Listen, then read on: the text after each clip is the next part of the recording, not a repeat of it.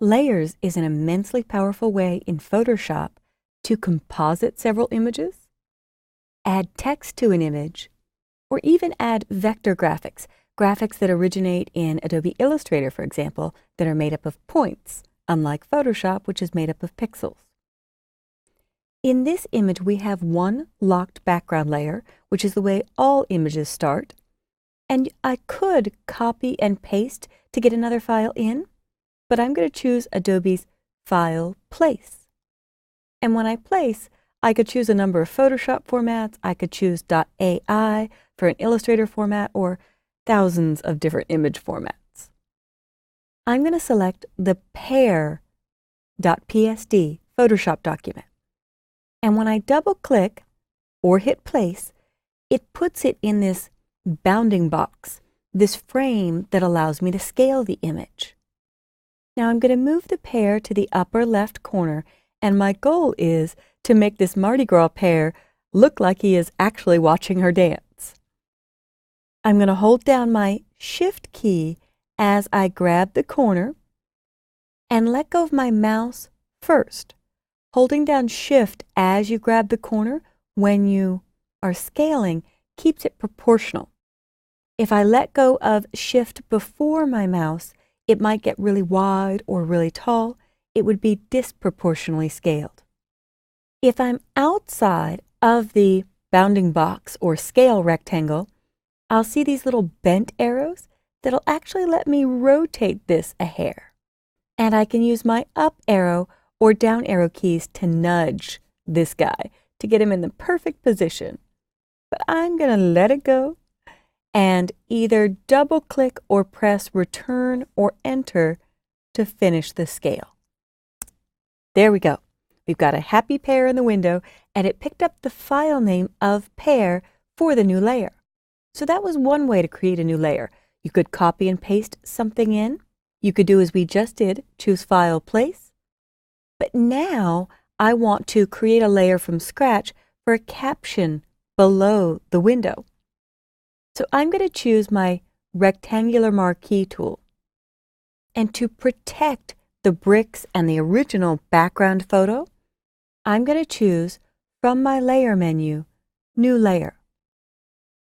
Now I could click the New Layer button at the bottom of the Layers panel just to whip up a new layer, but I prefer to use Layer, New Layer. That way it lets me name it, because poorly named or unnamed layers like Layer 1, Layer 2, Layer Copy 1, Layer Copy 2 keep me up at night.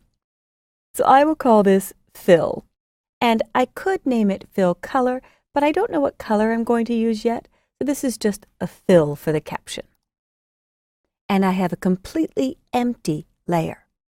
If I hide the pear layer by clicking the eye icon that indicates layer visibility, you could see I have just the background. If I click the eye next to the background, I have nothing. All the checkerboard means it's clear or empty or transparent.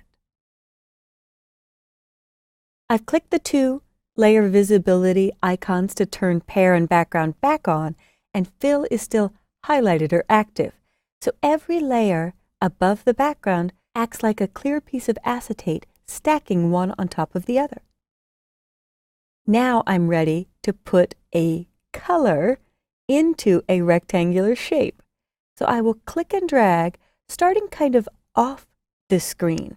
I really started out in this darker gray area. That way I know it goes exactly to the edge when I make a selection. If I try to get it perfect, I might miss. So it's safer to start way outside.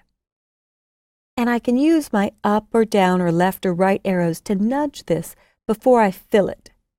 To fill this, I'll choose Edit Fill and select a color. If I choose color in the Fill dialog, it actually gives me an eyedropper tool where I can click to sample a green from the image. And I'll click OK, and OK again.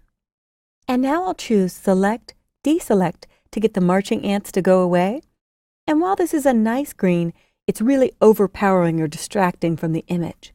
So I'm going to go to the Layers panel and slide the opacity down between 40 and 60%. You can leave it at any number you'd like, but I don't want it to overpower. I just want it to call attention to the caption I'm about to add. Now over in my Tools panel, I have a foreground color of black and a background color of white.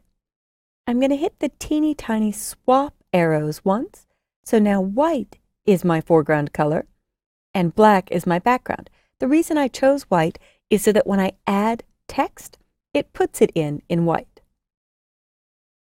If I click my horizontal type tool once and click once on the image, I can type dance like nobody is watching.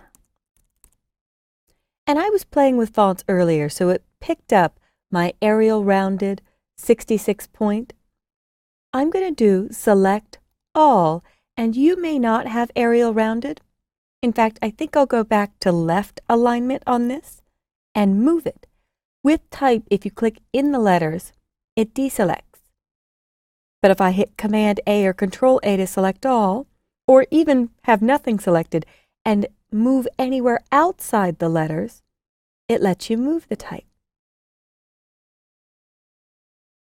And I think I'll change this break, dance like nobody, and I'll put is watching down on the next line. And I'll need to do a select all, Command A or Control A, and make this smaller. I'll use my scrubby sliders, clicking and dragging on the T's to visually make this smaller. And then I'll tighten up the leading. Leading is the technical term for line spacing because it used to be a piece of lead. And so if I go to my options bar, I can toggle the character and paragraph panels and tighten up here the leading or line spacing. And again, there's scrubby sliders to let me do that visually. To make the text more readable and have better spacing from letter to letter, I'll choose optical. And if I want to play with fonts and find something more funky for this caption, I can click right in the font name. I believe the default font is Myriad Pro, or it may be Minion Pro.